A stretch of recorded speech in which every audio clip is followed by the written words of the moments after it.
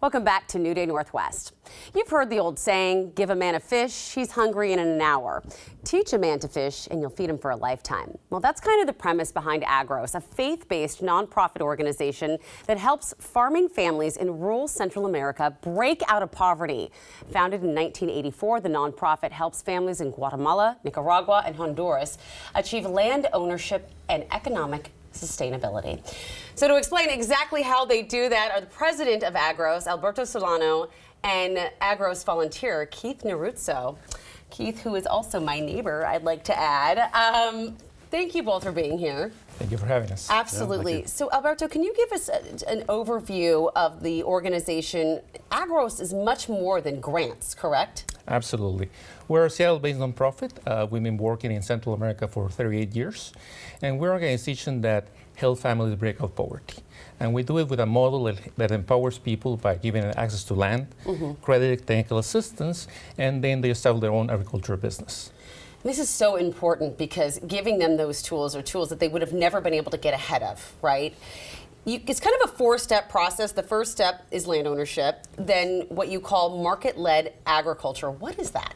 That is basically making sure that the families can work very hard and actually make a good living at the end. So it's not just agriculture, it's actually going out to the market, making sure that what they're producing is competitive, that they can actually go and make enough profit for them so they can reinvest in their families and reinvest in their future. Oh my goodness. So what are the next steps after that? So once they've got the land, they're figuring out how to go and make a profit, what's next? Then, once the families actually get some economic stability and they have a business that they can rely on, then we have to work with them to teach them how to better use their money. How they can start saving, how they can start planning for the future, how they can separate simple things like what is the household finances from the business finances, right. And then how they can use credit to actually invest and have more assets in the future. Yeah. I first heard about this mission from my neighbor, Keith. He was telling me about it. What was your experience like? You went there. Yeah, my lovely wife Amanda and I were given the opportunity to visit Agros in Nicaragua through our church, Bethany Green Lake, and they do a number of missions both here in Seattle and all around the world. Look at you with the kids, I love it. Yeah, that was a fun day. That was a really fun day. Our church supports missions all around the world, and they make long-term commitments to organizations called strategic partners. And Agros has been a great strategic partner of Bethany for a number of years, and we went as delegates to go see the work, and it was just absolutely fantastic. We traveled with about 6 people, and we were shown the operation in Nicaragua inside and out. Wow. Were you just kind of in awe of what they're doing down there? Oh, absolutely. It's really a fantastic model, and it's really all about community building. I mean, you were talking about 30 to 50 families that get together and they're part of an Agros village that really is an entire community. And we saw people that were so proud of what they've done. These were people that were originally farm workers, and now they own their own farms. They've created a community with incredible support from Agros, and so we saw thriving kids, thriving families, lots of chickens, all kinds of stuff. I love it. It was great.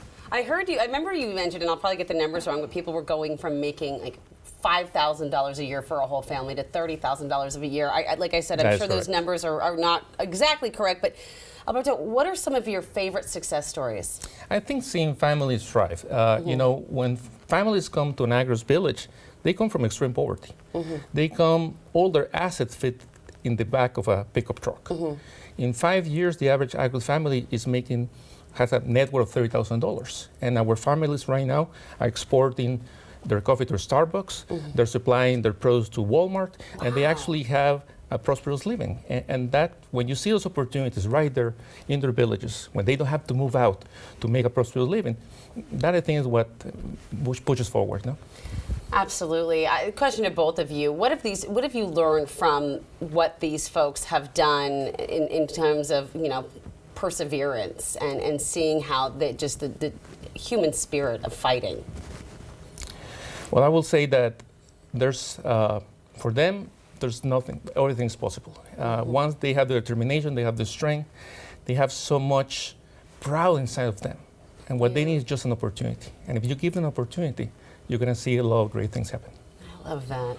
You know, while we were down there was this terrible rainstorm. I mean, like, you know, a month's worth of Seattle rain in 2 hours. And it actually destroyed some kind of greenhouse netting over some peppers. And what I saw was the rest of the farmers, even though that wasn't their crop, come to rally to help get the netting set back up again. It was pretty incredible.